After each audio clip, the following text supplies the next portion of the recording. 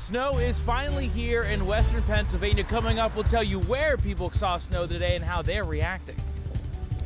The U.S. Senate making a move to start the process of ending the government shutdown. President Trump's latest request to the Supreme Court on funding SNAP for American families. Plus, two big announcements this morning from the U.S. Supreme Court. The court's decision on same-sex marriage, plus how the justices could impact the next year's midterms. And the Pittsburgh Steelers stunned by the Los Angeles Chargers in prime time. The team reacting to the unimpressive loss before returning to divisional play. Pittsburgh's Action News 4 at noon starts now. This afternoon, we're working to find out if weather played a role in a deadly crash along 79. This happened around 7 o'clock this morning in the northbound lanes near Morgantown. That stretch of 79 was shut down for about 3 hours because of the crash. There's no word just yet on the name of the person killed, but we're working to get those details.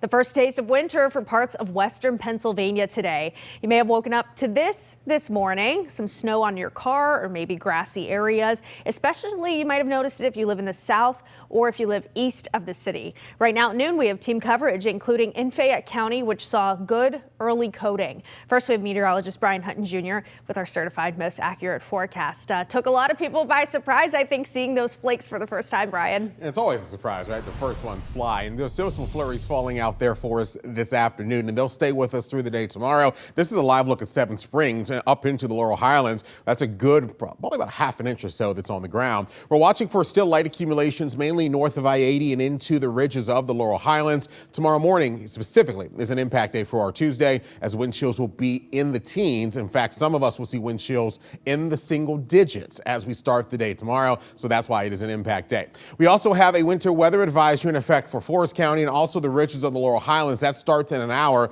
and goes until 1 o'clock tomorrow. There are still a couple of flakes flying, especially as you get up into the ridge tops now of Chestnut Ridge, crossing over towards Laurel Ridge, and a flake here or there. We'll see an increase in coverage of snowflakes tonight. And then when our winter weather advisory is in effect, it's also going to get cold. Wind chills will stay in the 20s through the day today. Teens out the door tomorrow morning. I'll show you when our temperatures finally improve and when the snow shuts off. That's ahead with your complete 4-day plus 4 more.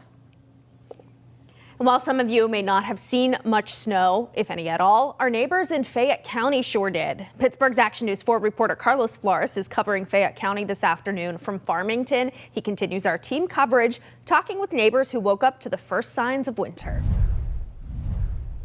Folks in Fayette County waking up to their own winter wonderland, while some tell me it was pleasantly surprised waking up to seeing all this snow. Today's snow didn't come without some problems for drivers as well.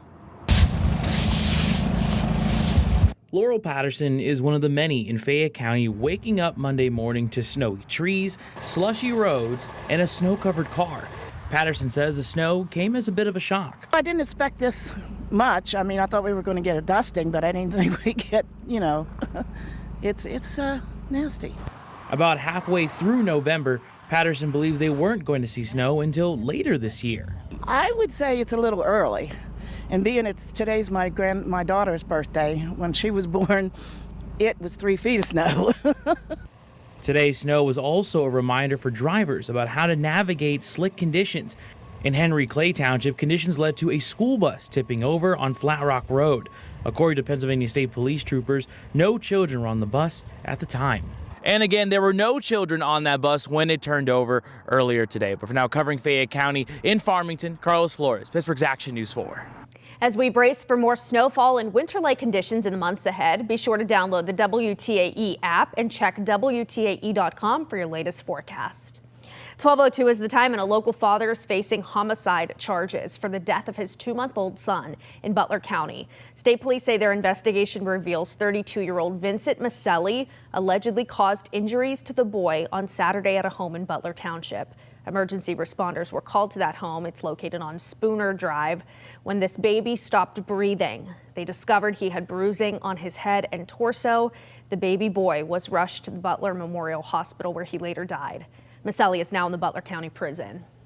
In Indiana County, a house fire killed 2 children and injured one of their mothers. The fire broke out yesterday morning along Dilltown Heights Road in Buffington Township. The photo you see here shows what's left of that home. You can see not much at all.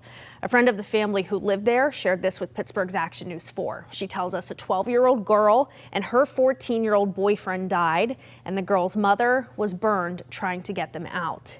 Both victims were students in the United School District. The district says it will have counselors available starting today.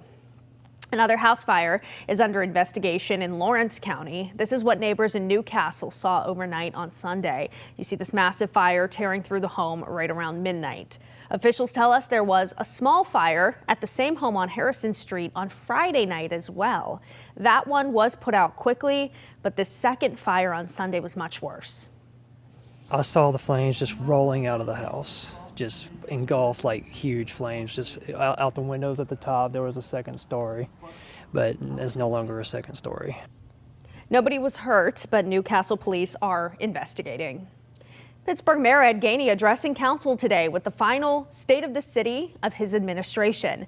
The Democrat reflecting on his 4-year tenure and what he's been able to achieve in office. We will have more of his remarks ahead at 12:30.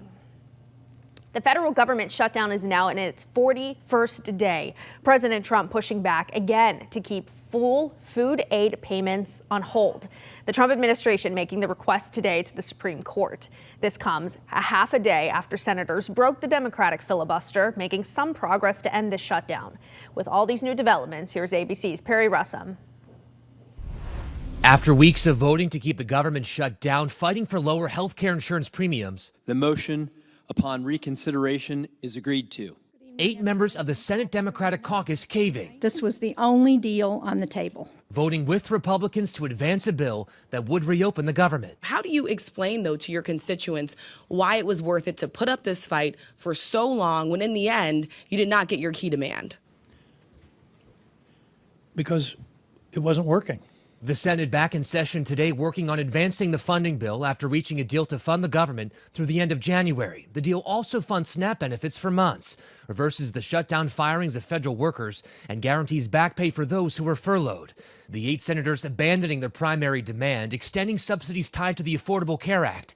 The Democratic caucus now divided. If this vote succeeds, over 20 million Americans are going to see at least a doubling in their premiums in the Affordable Care Act. As a part of the deal, sources say Democrats secured a vote on health care subsidies in the coming weeks, but there's no guarantee that vote will happen. We have always been open to finding solutions to reduce the oppressive costs of health care under the Unaffordable Care Act.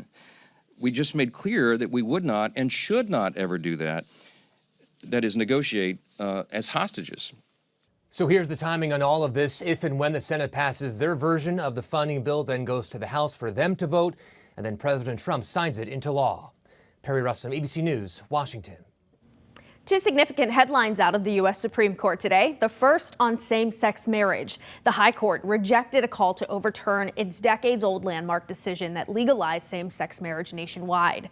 Today, the justices turned away that appeal from a former Kentucky court clerk who refused to issue marriage license to same-sex couples after the court's 2015 ruling.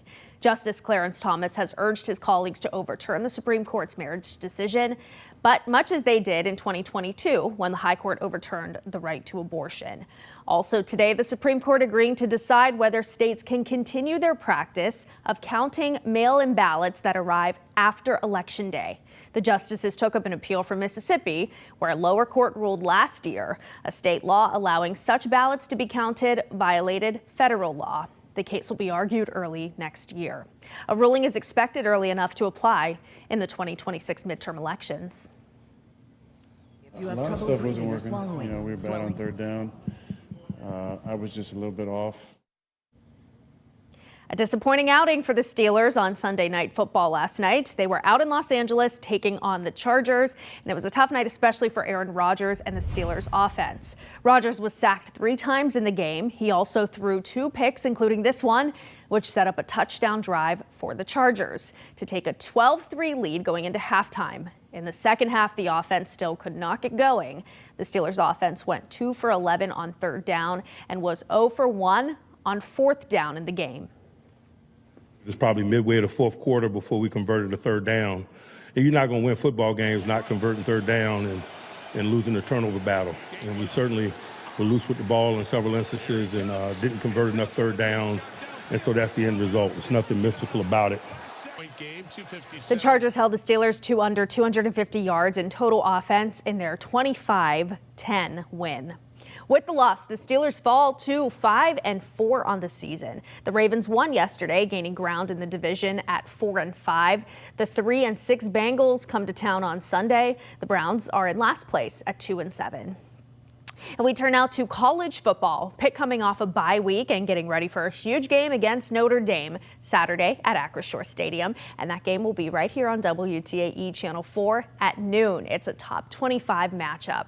For the first time this season, Pitt is ranked in the AP poll, coming in at number 23.